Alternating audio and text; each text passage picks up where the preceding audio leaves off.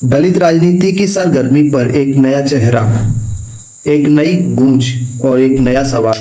क्या मायावती के बाद चंद्रशेखर आजाद रावण बहुजनों के नए मसीहा बनेंगे? कौन है ये नौजवान, कहां से आया और क्यों लोग इन्हें रावण कहते हैं? आइए जानते हैं इनकी पूरी कहानी।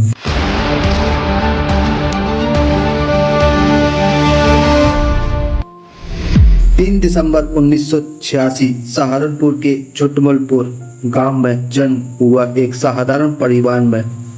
गरीबी थी, जातिगत भेदभाव था, लेकिन पढ़ाई के लिए जज्बा भी था। चंद्रशेखर ने बीए और फिर लॉ यानी एलएलबी की पढ़ाई की। वकालत की डिग्री मिली, लेकिन मन अदालत की बहसों से ज्यादा समाज की लड़ाई में लगा। 2014 और यहीं से उनकी असली यात्रा शुरू होती है। चंद्रशेखर ने अपने साथियों के साथ मिलकर बनाई भीम आर्मी। लक्ष्य था दलित और पिछड़े बच्चों को मुफ्त शिक्षा देना और समाज में व्याप्त भेदभाव को खत्म करना। गांव गांव स्कूल खोले गए और जातिगत हिंसा के खिलाफ आवाज उठाई गई। एक दिन उन्होंने अपने गांव के बाहर एक बोर्ड लगवाया, द ग्रेट चमार ऑफ खड़कौली वेलकम यू। ये सिर्फ बोर्ड नहीं था, बल्कि सदियों से दबे समाज की आवाज थी। भीम आर्मी की बढ़ती ताकत से सत्ता वर्ग परेशान हो गया। लोगों ने उन्हें रावण कहना शुरू कर दिया, क्योंकि वह व्यवस्था को खुलकर चुनौती दे रहे थे और उन्होंने भी इस नाम को स्वीकार कर लिया। उनके लिए रावण का मतलब था विद्रोह, संघर्ष और अन्याय के खिलाफ खड़ा होना। 2017 सहारनपुर में जातीय हिंसा भड़क उठी। आरोप चंद्रशेखर पर लगा और उन्हें जेल भेजा गया, लेकिन जेल की सलाखें उनकी आवाज को रोक नहीं पाई। जेल से निकलते ही उनकी लोकप्रियता और बढ़ गई।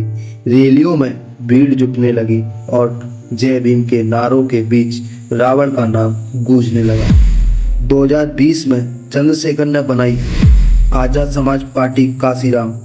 इस पार्टी का मकसद था बहुजन समाज को फिर से संगठित करना और डॉक्टर अंबेडकर व काशीराम की विचारधारा को आगे ले जाना। नीला झंडा, नीला रंग और संविधान को हथियार बनाकर उन्होंने राजनीति में कदम रखा।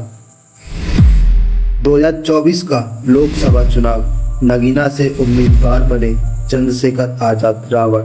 लोगों ने दिल खोलकर साथ दिया।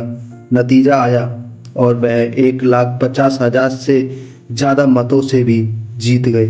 ये सिर्फ चुनावी जीत नहीं थी, बल्कि एक संदेश था, बहुजन राजनीति अब नए तौर से प्रवेश कर चुकी है। चंद्रशेखर आजाद खुद को सिर्फ दलित नेता नहीं मानते। उनका कहना है, हम संविधान की रक्षा के लिए लड़ते रहेंगे, चाहे जान चली जाए। हमारा मकसद है बहुजन समाज को ताकत देना। उनकी रैलियों में आजादी, समानता और भाईचारे की गूंज सुनाई देती है। अब सवाल यही है, क्या चंद्रशेखर आजाद रावण मायावती की जगह ले पाएंगे?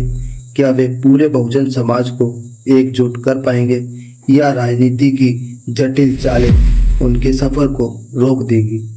ये सस्पेंस अभी बाकी है, लेकिन एक बात तय है, दलित राजनीति में नया सूरज उग चुका है। गांव के साधारण लड़के से लेकर संसद तक का सफर, भीम आर्मी से लेकर आजाद समाज पार्टी तक का संघर्ष और एक नाम, रावण।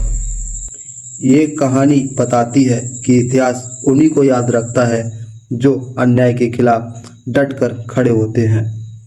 चंद्रशेखर आजाद रावण, क्या वे बनेंगे बहुजनों का असली मसीहा, या ये सिर्फ एक शुरुआत है? इसका जवाब आने वाले वक्त के पास है।